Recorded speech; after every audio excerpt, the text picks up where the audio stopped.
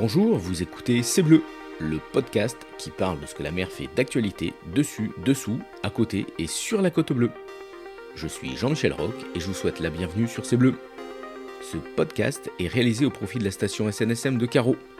Depuis 1868, ces femmes et ces hommes sauveteurs en mer bénévoles risquent leur vie pour aller sauver celle des autres. Dans la vie civile, ils sont marins, mécaniciennes, architectes, ingénieurs, profs, sapeurs-pompiers, retraités, électriciens, et en 15 minutes, ils appareillent dans le calme plat ou la tempête, de jour comme de nuit, été comme hiver, pour prendre le large. Alors soutenez-les en faisant un don sur snsm.carreau.org ou en venant les rencontrer sur le port de Carreau. En soutenant par vos dons les sauveteurs en mer de la station de Carreau, vous participez à écrire la grande histoire du sauvetage en Méditerranée et sur la côte bleue. Bonjour à toutes et à tous, aujourd'hui nous allons parler histoire, géologie, culture, économie et environnement, et tout cela dans un seul et même sujet, le tunnel maritime du Rove.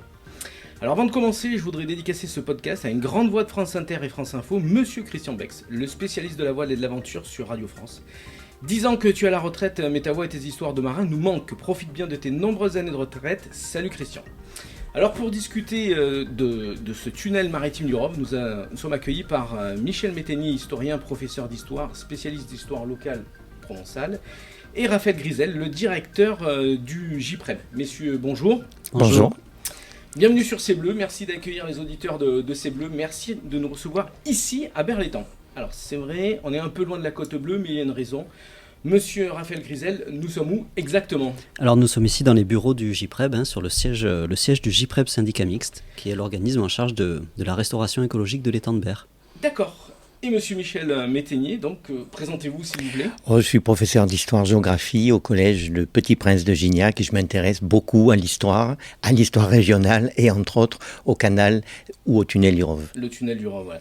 Alors, monsieur Grisel, c'est quoi exactement une association le JPREB, c'est une association, ça dépend du département, c'est pour la restauration de l'étang de Berre, mais expliquez-nous un peu plus, c'est quoi exactement ? Alors, initialement, lorsqu'il a été créé en mai 2000, le JPREB était un groupement d'intérêt public. C'est un statut un petit peu particulier qui permet le rassemblement d'acteurs sur un sujet spécifique, quel qu'il soit finalement, qu'il soit public ou privé.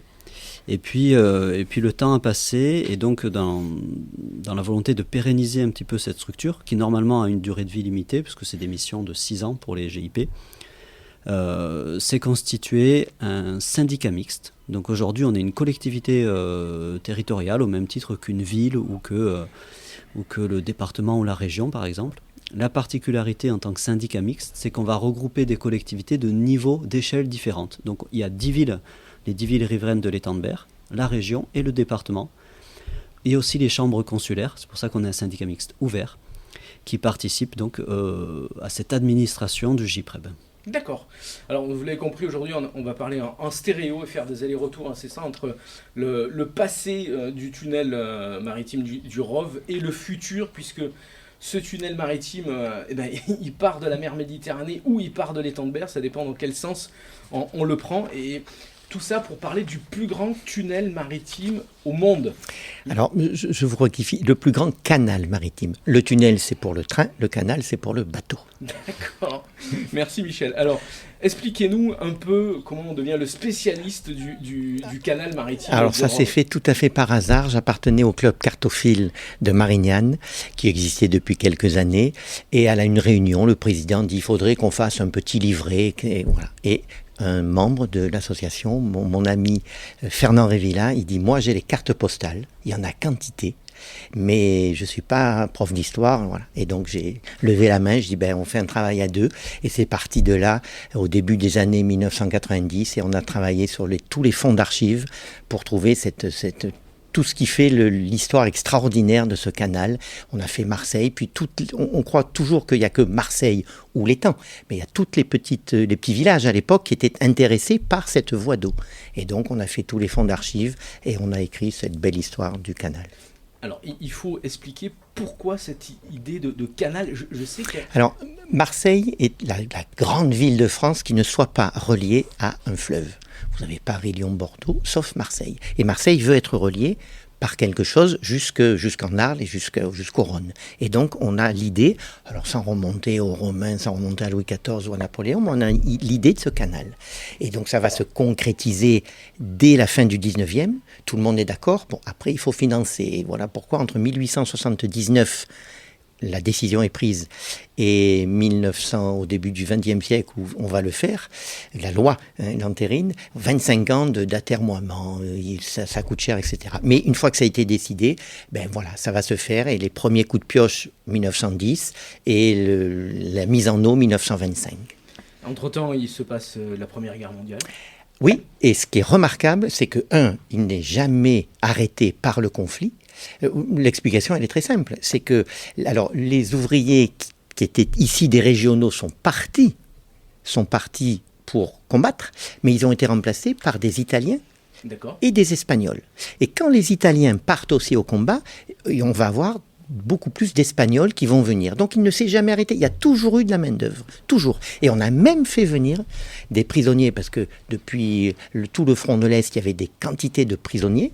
Eh bien, on les a fait venir. Chagnot, le patron du canal, obtient plus ou moins 500 du côté de l'Estac, du côté de Marignane. On a des Allemands prisonniers, des Austro-Hongrois prisonniers qui vont venir travailler. Ils vont pas faire grand-chose, on a tellement peur qu'ils s'enfuient avec des explosifs. Mais ils viennent quand même. Ils viennent. D'accord, donc c'est un canal qui est attaqué par les... Enfin, le percement est attaqué par les deux côtés. Des deux côtés, du côté de Marseille, donc le port de la Lave, et puis du côté, donc il ressort, il passe 7 km sous la Nerte, il ressort dans un quartier marignane qui s'appelle le Torres, et il va longer Marignane, Châteauneuf, et il arrive sous le pont de 40, pour après passer Port de Bouc, Fos, Arles. C'était voilà. L'idée principale, c'est ça, c'était de relier le Rhône à Marseille, sans toucher, sans que les bateaux qui n'étaient pas prévus à cette époque pour passer en mer. Il y a beaucoup de vent et la côte est dangereuse. Oui. Vous en savez quelque chose. Alors, nous, à la SNSM, oui, on en sait bien quelque chose, puisque dans les bateaux qui s'échouent sur la côte bleue, c'est monnaie courante. Voilà, donc il fallait raccourcir par les temps. Et ça sécurise également quand il y a du fort Mistral. Donc c'était idéal. Alors, pour l'époque, c'est une idée révolutionnaire, non ? Alors, le 19e siècle, on oublie trop souvent que le 19e siècle, notamment Louis-Philippe, va avoir une politique de canaux en France. Mais bon, après, les aléas de l'histoire fait qu'on va relancer, d'autant plus que, et Marseille, la chambre de commerce à l'époque, va appuyer de tout son poids. Après, il y aura les politiques pour ce canal. Parce que en Méditerranée, il y a Gênes. La grande rivale, c'est Gênes et c'est Barcelone. Et donc, dans cet arc méditerranéen, Marseille doit tirer son épingle du jeu. Et pour tirer son épingle du jeu, il faut qu'il y ait ce canal qui, après, va rejoindre le nord, tout l'est, avec les canaux. Donc, Marseille et la Chambre de commerce va tout faire pour l'avoir, ce canal. Et ils l'auront. Il est inauguré en 1927. Inauguration extraordinaire. Un président de la République, Gaston Doumergue, va venir inaugurer le canal. C'est fabuleux, un président dans les petits villages autour. Là, on n'a jamais vu ça. Parce qu'il faut le dire, on est encore... la France a toutes les colonies. Et donc les marchandises remontent. Alors les marchandises remontent, mais c'est des marchandises de la région, c'est-à-dire que Marseille, on va voir. Alors c'est des péniches de gabarit lyonnais, et donc ces péniches-là vont dans un sens comme l'autre, donc Port de Bouc, Marseille, Port de Bouc. On va voir des tuiles, les tuileries du bassin de Séon vont aller du côté d'Arles, et puis on va voir de la farine, tout ce qui est huile, etc. Tout ça, ça va faire du transport. Et pour les petits villages, on oublie trop souvent, mais Marignane, Gignac, Châteauneuf ont permis, ces bateaux ont permis d'exporter, de vendre sur les marchés ou d'Arles ou de Marseille, leur production locale. Donc ça, c'est important. Donc c'est un axe... C'était un axe, oui, important. Et donc comment se passe ce percement ces travaux. Là, c'est une formidable histoire humaine. Chagnot donc fait venir des employés et ils vont travailler. Alors au départ, Chagnot est un ingénieur aussi. Il y a des machines modernes pour l'époque. Il y a des pelleteuses à pétrole, etc. Et puis la terre est dure et la guerre arrive, 14-18. On n'a plus rien. Et donc ça va se faire à l'huile de coude, des tirs de mine, l'huile de coude. Donc c'est un travail pharaonique, gigantesque. Il y aura hélas morts d'hommes, il y a des centaines de gens qui sont morts, hein, et au cimetière du Rove. Alors, ces ouvriers, certains étaient connus, mais puis d'autres, ils mourront dans l'anonymat le plus complet, et ils sont enterrés anonymement dans le petit cimetière du Rove. Alors, on va donner les chiffres, parce que c'est super important. Alors, je ne suis pas très chiffre, mais bon, je les avais préparés, vous voyez, j'étais sûr. Il y a quand même eu 1300 tonnes de dynamite. Il y a eu 2,5 millions de mètres cubes de déblai. Et il y a donc, et ça a coûté quand même, hein, 135 millions. Au départ, c'était 90 millions. Alors attention, francs 1914. Hein, et donc c'est ça. Ça veut plus rien dire aujourd'hui. Non, c'est plus rien dire, mais c'était gigantesque. On a tout dépassé. On a tout dépassé. Et c'est vrai que c'est. Alors, il est plus grand. C'est 2 fois la circonférence du métro quand même de Paris. C'est quelque chose de gigantesque. On ne s'en rend pas compte parce que c'est souterrain. Mais voilà. C'est vrai que c'est aussi plus grand que le fameux tunnel du Mont Blanc qui passe sous le Mont Blanc, parce que le diamètre de la voûte est très très important. Hein. Oui, on a une hauteur de à peu près 16 mètres, on a une largeur de 22 mètres, une section de 320 mètres carrés, c'est gigantesque. Hein. Et les bateaux passent. Alors, ils passaient un par un, pas 2 en même temps, un par un, donc il y avait des sirènes de brume, et puis on savait, pas de problème. Et du lundi au samedi, il n'y avait que le dimanche. Et le plus extraordinaire, c'est que le dimanche, alors j'ai rencontré des gens qui s'en souvenaient encore, eh bien, il y avait une péniche spécialement affrétée pour les gens qui voulaient descendre voir la famille, voir à Marseille, ou l'inverse. Et il y avait balletti, il y avait musique sur le pont de la péniche. Donc on descendait à Marseille sur un fond musical, puis on remontait en musique, quoi. C'était extraordinaire. Et ces travaux, alors, pourquoi, de nos jours, donc le tunnel s'est effondré? Il s'est effondré en juin 1963. Alors, pour les gens qui nous écoutent, là, le canal maritime du Rove n'est plus en service depuis juin 1963. Un effondrement du côté de Gignac. Donc, alors il était prévu au départ. Il fait partie des investissements dans les plans quinquennaux. Mais il est plus rentable. On a des petites péniches du Rhône, on est dans les années 60, c'est déjà le port de Fos, les grands super conteneurs, etc. Donc c'est fini, nos petits transports de péniches, c'est fini, c'est plus rentable. Donc on va laisser tomber, malgré toutes les démarches des maires environnants, M. Datilio, député maire de Châteauneuf, M. Deleuil, maire de Marignane, conseiller général, etc. Depuis 1963, on n'avance pas. Et donc, il s'est effondré pour des questions géologiques. Voilà, il y a 2 poches de marne. C'est une matière un peu friable, le marne. C'est pas du granit, hein. Non, c'est pas, voilà, hélas. Et donc, c'est sur une des poches de marne du côté de Gignac que ça s'est effondré. Mais ce qui est remarquable, et c'est là où je râle un peu, mais je râle souvent, c'est que là où ça s'est effondré, par 2 fois, dans l'après-guerre et en 23 déjà, il n'était pas encore en service, mais au même endroit, puisqu'il y a des voûtes numérotées. Donc on sait où est-ce que les accidents ont lieu. En 23, et je crois que c'est 47-48, ça s'effondre au même endroit. Alors on a conforté, mais sans plus. Alors c'est peut-être faire de l'histoire-fiction, mais si on avait peut-être pris un peu plus d'attention à l'endroit où, par 2 fois, ça s'est effondré, peut-être qu'en 1963, on aurait évité. Alors c'est une histoire-fiction, mais voilà. Alors Michel, oui, l'effondrement du 16 juin 1963, ça se passe comment? Alors ça se passe bien parce que l'effondrement a lieu la nuit et c'est le petit matin, le storm qui arrive et qui voit donc à l'embouchure, à l'entrée, la fumée. Donc il va reculer. Il se demande ce qui s'est passé, il va avertir Marseille, mais c'est fini, l'effondrement est là. On va immédiatement prévenir Gignac, le garde champêtre, etc.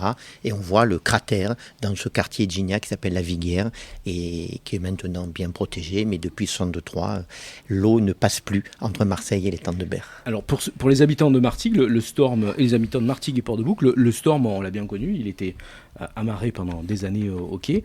Et donc depuis 1963, la circulation maritime est complètement bouchée, complètement arrêtée. Et donc maintenant, on va se retourner vers Raphaël Grisel, le directeur du GIPREB, qui va nous expliquer un peu le pourquoi, le comment de ce tunnel avec l'étang de Berre. Puisque maintenant, s'il ne fonctionne plus pour les bateaux, il a peut-être une utilité pour le futur de l'étang de Berre. Et oui, parce qu'en fait, ce tunnel, depuis qu'il s'est effondré, il a effectivement aussi coupé une voie de communication entre l'étang et la mer.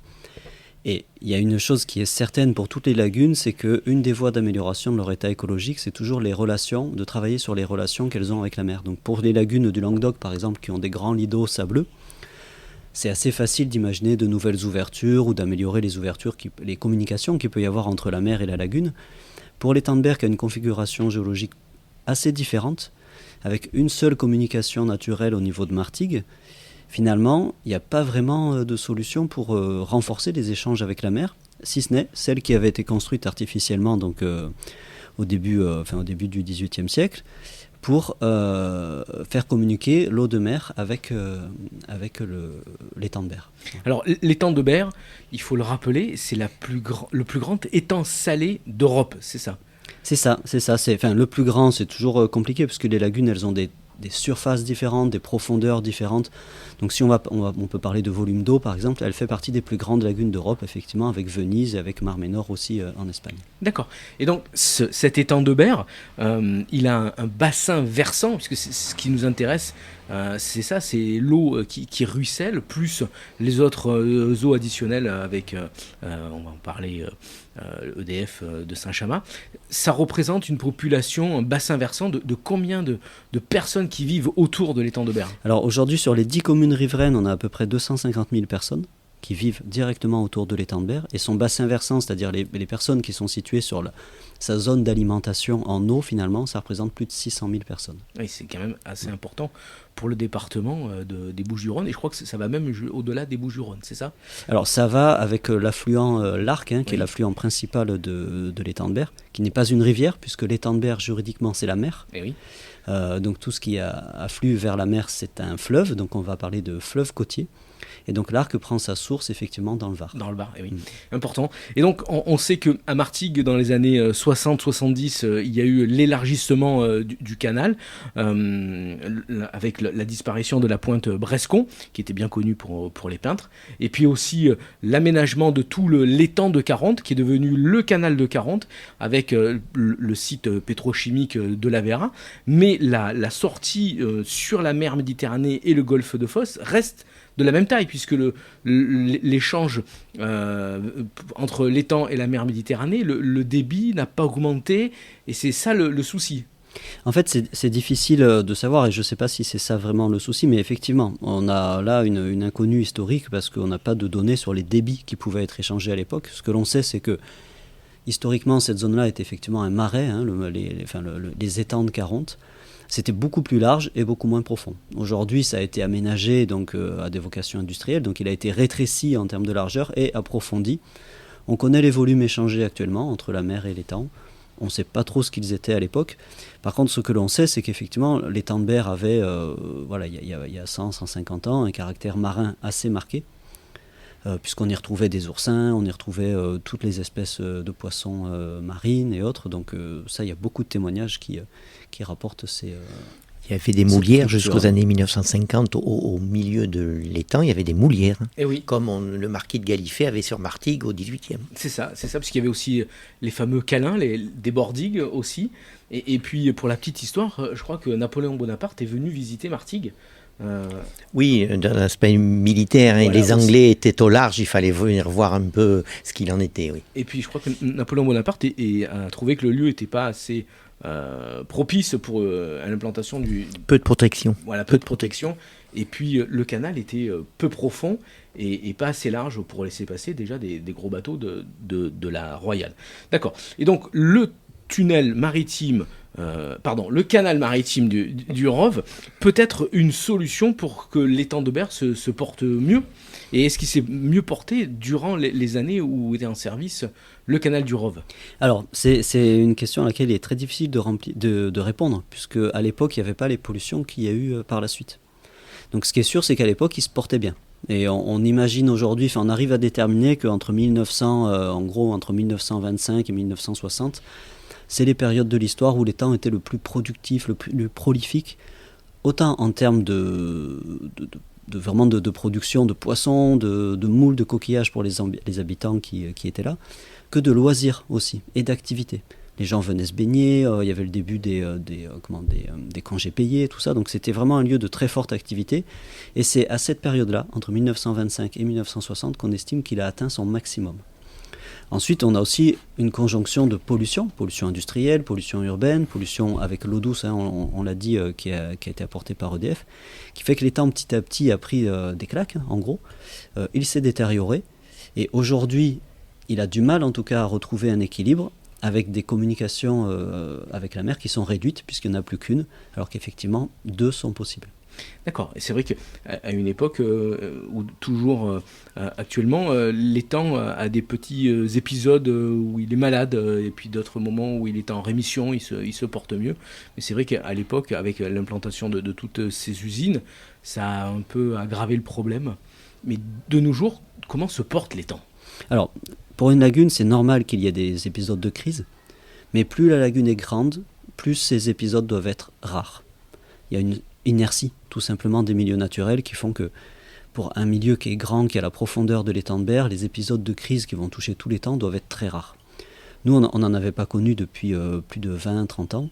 Et là, effectivement, toutes ces pollutions, elles sont venues le dégrader sur plusieurs aspects, notamment sur un élément qui est majeur et qui justifie justement l'apport d'eau de mer dans l'étang de Berre, qui est ce qu'on appelle l'eutrophisation. L'eutrophisation, c'est l'apport essentiellement d'azote et de phosphore, donc ce sont des nutriments, dans l'étang, du fait du bassin versant, hein, essentiellement, mais aussi des usines, des stations d'épuration des eaux usées et autres, et qui vont venir finalement favoriser le développement des algues. Et là, on a tout un système écologique qui se met en place avec les microalgues qui prennent le dessus, c'est ce qu'on appelle le phytoplancton, qui vont empêcher la lumière de pénétrer dans l'eau, et donc commencer à rentrer en compétition avec les plantes aquatiques, les zoostères, qui sont un petit peu les posidonies des lagunes. Et donc ça va comme ça petit à petit bouleverser tout l'écosystème et tendre à l'appauvrir. Et une fois qu'on a atteint un niveau de pauvreté tel que celui qu'on connaît aujourd'hui, c'est difficile de passer les seuils dans l'autre sens pour le faire retrouver un écosystème riche et équilibré comme il l'avait auparavant. Est-ce qu'on peut réensemencer un étang comme aux États-Unis on réensemence les lacs avec des truites, avec des saumons dans certains endroits. Est-ce que l'homme peut peut aider l'étang en apportant des muches, des anguilles, faire ce genre d'action ?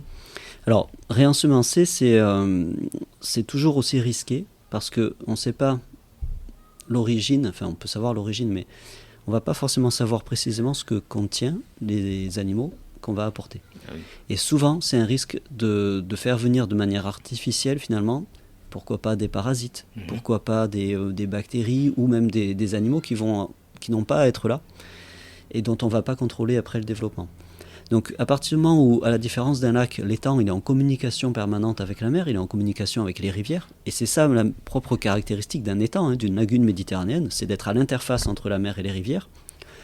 Il va se réalimenter assez naturellement, finalement. Alors après, on peut l'aider. C'est-à-dire qu'on peut favoriser le développement de certaines espèces, et c'est ce qui a été essayé pour les zoostères, par exemple, ces plantes aquatiques.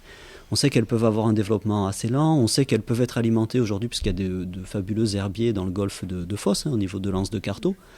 Donc il y a des échanges avec la mer qui font qu'on va pouvoir avoir des boutures qui viennent, mais on va aussi pouvoir mettre en place des techniques d'ingénierie écologique pour essayer d'aider le développement de ces zoostères qui sont là, qui végètent, et de leur permettre de se développer plus rapidement. Et la solution passerait donc par une ouverture partielle du canal maritime du Rhône, c'est ça ?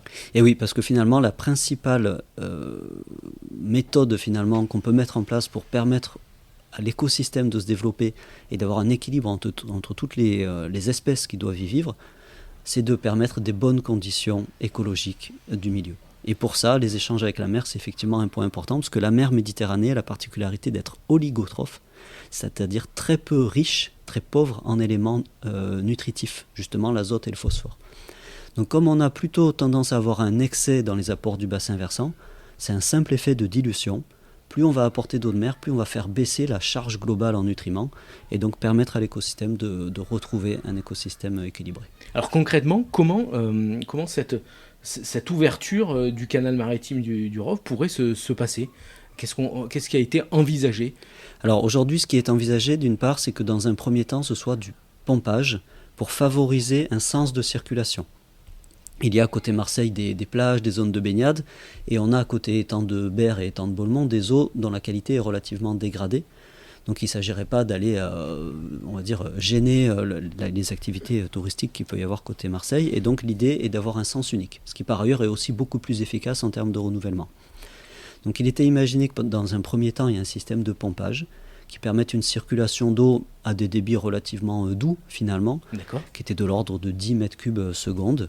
À l'échelle du canal, c'est quelque chose de relativement faible. Il faut imaginer une vitesse de l'eau, une vitesse de l'eau de l'équivalent du Rhône à son embouchure, par exemple. Donc quelque chose d'assez calme finalement, mais qui va apporter de manière permanente à l'étang de Berre un souffle finalement, un souffle de vie, de l'eau de bonne qualité pour l'aider à se renouveler. Donc on a ce système de pompage, des canalisations qui peuvent être soit souterraine forcément parce que c'est un tunnel, mais soit sous le niveau de la mer, soit au-dessus du niveau de la mer. Donc ça, après, c'est des techniques qui restent à détailler encore. Mais c'est pas très très gros, quoi. C'est des canalisations qui font quoi ? On avait imaginé on peut dire deux canalisations d'à peu près 2 mètres de diamètre. D'accord. Donc par rapport aux 22 mètres de circonférence du canal actuel, c'est pas grand-chose, quoi. Non, c'est pas grand-chose, d'autant plus que, comme le disait Michel tout à l'heure, il y a dans les années 80 un premier tunnel qui a été créé pour permettre aux ouvriers du port de visiter l'ouvrage et de passer d'un côté à l'autre sans être obligés de faire le tour par Marseille ou par Marignane, selon le côté par lequel ils étaient entrés. Et Michel, donc toi, tu l'as visité déjà avec des techniciens, des ingénieurs qui vont régulièrement... Voilà, c'était Monsieur Serboni, l'ancien maire de Gignac, qui nous avait invités. Il y avait Fernand Revilla, et donc un bateau a été affrété du côté de Marignane. On est descendu et on a eu la surprise de monter. Non seulement il y avait les élus de Gignac, il y avait les représentants de la chambre de commerce, et il y avait Monsieur le curé au cas où il nous arrive quelque chose sous le tunnel. Donc il était là, et on est allé jusque pratiquement à l'endroit où ça s'était effondré. On est descendu du bateau, on a remonté, et on est arrivé par ce petit tunnel de l'autre côté l'Estac. On a fait un aller-retour et c'est extraordinaire. Alors, on était vraiment au pied de l'effondrement. Et ce qui est intéressant, c'est que c'est un château d'eau, c'est-à-dire qu'on a été surpris. Il nous avait demandé, Monsieur Serboni, de prendre un caouet, une chose comme ça. Et on se demandait pourquoi, parce que c'était quand même une belle saison. Et en fait, parce que l'eau coule, et il faut qu'elle coule, parce que sinon ça fait une sorte d'effet de cathédrale, et cette eau entre la voûte et la colline, et il y a tout qui s'effondrerait en cascade. Donc ça coule. Il faut absolument que du haut, et il y a vraiment des nuées d'eau. C'est des sources, donc c'est les sources. La Nerte est un château d'eau. La Nerte est un château d'eau, et donc il faut bien que l'eau elle sorte. Et on a trouvé en 23, on avait trouvé une source d'eau chaude. Alors, les ingénieurs arrêtent le chantier, ils montent au Rove. Ils vont voir le maire du Rove, qui leur dit, mais c'est gentil, mais qu'est-ce qu'il n'y a pas de robinet dans le village, il n'y a pas de... On est en 1923. Donc, ils redescendent à Gignac, le maire de Gignac dit la même chose, mais c'est bien de l'eau chaude, mais on n'en a rien à faire. Donc, ils l'ont bouché, et aujourd'hui, on peut regretter qu'on aurait pu avoir peut-être les deux villes, ou peut-être plus, avec de l'eau moins chère et de l'eau chaude thermique tranquille. Ça, c'est pour la petite anecdote. Donc, on le voit, un canal qui est finalement pas en si mauvais état que ça. Non, mais par contre, l'eau stagnante, si vous y allez, la semaine dernière, parce que j'y cours à côté, les effluves, ça pue. Ah oui, côté Marignane, c'est une eau stagnante. Avec la chaleur qu'il fait, il y a des remontées, c'est impressionnant. Donc c'est sûr que ce que je disais, c'est la courantologie, il faut qu'elle repasse, quoi. Et donc ça pourrait redévelopper la pisciculture peut-être dans l'étang de Berre, parce qu'actuellement il y a toujours quelques pêcheurs sur l'étang de Berre pour les anguilles, pour les muges. On a entendu parler il y a quelques temps des palourdes qui étaient revenues puis après qui ont disparu à cause d'une bactérie. Mais grosso modo, l'activité de coquillage pourrait redémarrer avec cet apport d'eau. Oui, alors l'activité de la pêche effectivement existe, la pêche au coquillage aussi, elle existe, elle a pu redémarrer mais avec des conditions un peu plus strictes.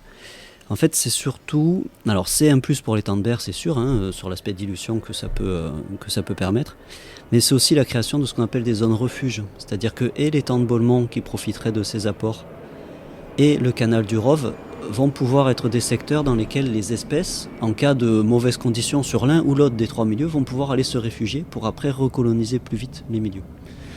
Donc, bien sûr, oui, il y a déjà aujourd'hui, côté Marseille, on le voit, il y a des éponges, il y a des gorgones, des hydraires, des petites limaces très colorées qui vivent là. Le fait d'ouvrir une communication, ça va permettre forcément aussi aux espèces marines de venir coloniser, s'installer dans les milieux qui leur seront les plus favorables, et comme ça permettre aussi le développement de l'écosystème. Et que disent les politiques, que disent les personnes en charge de ce dossier qui est un peu une arlésienne, il faut bien... Alors, il y a un engagement fort et historique de tous les élus locaux pour pouvoir réouvrir ce tunnel. Il y a consensus. Il y a consensus au niveau des politiques. Tout le monde a bien compris qu'il y a quelque chose à faire rapidement.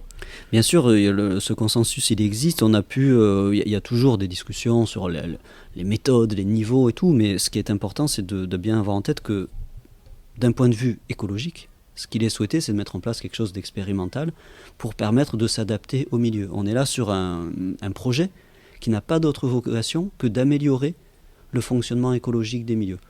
Donc il n'y a pas d'autres contraintes. Donc le seul guide dans la gestion de cette expérimentation, ce sera d'ajuster les débits, de voir dans quelle mesure on peut permettre au milieu de s'améliorer. Et que ce soit sur l'étang de Beaulemont ou sur le canal, il y avait effectivement historiquement aussi des activités de pêche importante, pêche à l'anguille et autres, qui sont aujourd'hui interdites du fait de la situation dégradée des milieux, et notamment de la présence de cyanobactéries, qui sont des algues, des microalgues qui peuvent être toxiques, et qui du coup justifient l'interdiction de pêche. Donc le fait d'améliorer de manière radicale la qualité de l'eau dans ces milieux, on peut imaginer que d'ici quelques années, faut pas précipiter les choses non plus, mais qu'on puisse réouvrir et permettre des activités économiques sur ces milieux. En tout cas, le fait d'installer cette canalisation et d'activer le pompage ne sera pas pire que l'état actuel de l'étang de Berre. Non, parce qu'aujourd'hui, de toute façon, les écosystèmes, donc je recite les trois, le canal lui-même, qui peut constituer un écosystème, l'étang de Beaulemont, qui est à proximité, et l'étang de Berre, sont très pauvres. Ils sont vraiment dans des états dégradés par rapport à la directive cadre sur l'eau, qui est l'objectif vers lequel on doit se diriger, vers lequel tous les États, toutes les nations de l'Europe doivent se diriger en termes de qualité de l'eau. On est dans un état qui est très dégradé. Donc dans tous les cas, je dirais qu'il n'y a pas de risque. On va aller vers un projet qui va permettre d'améliorer les choses et donc de renforcer la richesse écologique. Parce que tout le monde a fait des efforts depuis des années, les stations d'épuration sont au niveau, les récupérations d'eau de pluie sont bien collectées, les industriels ont fait d'énormes efforts, EDF avec la centrale électrique de Saint-Chamas fait aussi des efforts. Ce sont des efforts collectifs qui vont permettre à l'étang de revivre, c'est ça ? Et oui, effectivement, on a toujours soutenu que de toute façon, il fallait chercher à améliorer sur toutes les voies possibles de restauration. Et on sait que sur les lagunes, je l'ai dit tout à l'heure en propos introductif, il y a effectivement les échanges avec la mer qui sont importants, mais il y a aussi la réduction des pollutions qui sont apportées par tout le bassin versant. Donc EDF effectivement en fait partie, a fait de gros efforts, les industriels énormément dans les années 70, ils ont réduit de plus de 98% la charge polluante qu'ils apportaient aux étangs. Aujourd'hui les stations d'épuration des villes, elles sont toutes aux normes, donc elles ont un traitement, on appelle ça des traitements plus poussés, spécifiques, parce que l'étang de Berre est sensible aux questions d'azote et de phosphore. Donc il y a eu énormément d'efforts de fait. On peut en faire encore, et notamment en permettant une meilleure circulation de l'eau dans tous ces milieux. Donc l'avenir du canal maritime du Rove et de l'étang de Berre, c'est un avenir commun, on va dire. Et de nos jours, quelles recommandations vous feriez pour tous les jours? Comment on peut vivre avec le canal maritime du Rove en tant que voisin? Vous parliez tout à l'heure, Michel, des eaux en cette période estivale qui sont un peu les eaux stagnantes. Oui, stagnantes. Mais c'est vrai que on remet la courantologie. Je reste persuadé que très rapidement, ça redeviendrait un vivier. Le canal a permis, pendant la guerre où il y avait les restrictions alimentaires, etc., la Seconde Guerre mondiale, de faire vivre les gens de Marignane, Gignac, tout le long, Martigues, etc., parce que c'était un vivier. Il y avait les moules, il y avait les praires, il y avait les poissons, et ça a permis de faire vivre en période. Donc je suis sûr que ça reviendrait relativement rapidement en retrouvant une eau propre. D'accord. Alors, je voudrais parler surtout de ce qui fait actuellement l'actualité. On le voit sur tous les réseaux sociaux et YouTube, etc. La pratique de l'urbex dans le canal. Alors, il faut bien le préciser, le canal maritime du Rhum est fermé à la circulation pour tout le monde parce que ça reste, même si techniquement, l'éboulement est circoncis depuis 1963, ça reste une zone... Alors, il est interdit pour toute embarcation. Oui. Et puis, on le voit aussi bien du côté de Marseille que du côté de Marignane, les quais, ce qu'on appelait des chemins de halage, parce que dans la construction, mais certains se sont effondrés. Donc, il y a véritablement un danger. Véritablement. Il ne faut pas aller s'amuser là-bas. Non, c'est totalement interdit. Et nous, station de carreau, on ne pourrait pas rentrer dans le tunnel parce qu'on ne pourrait pas faire demi-tour. Parce que, non, voilà. Il y a une péniche à la fois et il faudrait faire marche arrière, quoi. Non, c'est totalement... Donc c'est pour ça qu'il faut éviter à n'importe qui ou à tout le monde de rentrer, parce que c'est aussi bien à pied qu'en embarcation, c'est totalement interdit. Alors, on va finir avec un côté positif, vos meilleurs souvenirs liés à cette histoire de tunnel.